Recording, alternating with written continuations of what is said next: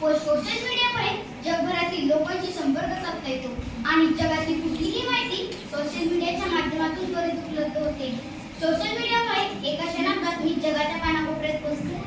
Doctor Prakash Amte हे ज्यावेळी हेमलकशाला गेले होते, डॉक्टर मंदा आमटे आणि डॉक्टर प्रकाश आमटे तिथे आदिवासी लोकांना आरोग्य सेवा पोहोचवण्यात व्यस्त होते. एकदा खूप पाऊस पडत होता, नदीला पूर आला होता, वाहतूक बंद होती आणि डॉक्टर प्रकाश आमटेंना मुलगा झाल्याची बातमी 1 ते 1.5 महिन्यानंतर समजली.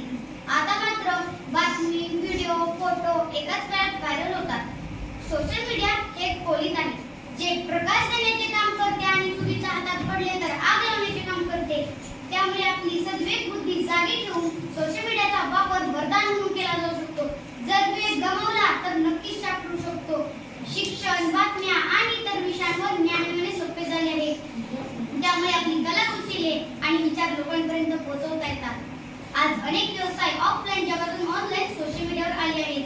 त्यामुळे त्यांचा उद्योग वाढला आहे. आजच्या युगात सोशल मीडिया सर्वात जलद संप्रेषणाचे साधन बनले आहे. म्हणून जीवन खूप सोपे झाले आहे. सोशल मीडियाची लोकप्रियता दिवसेंदिवस वाढत आहे आणि त्याचा उपयोग प्रत्येक वयोगटातील माणसं करत आहेत.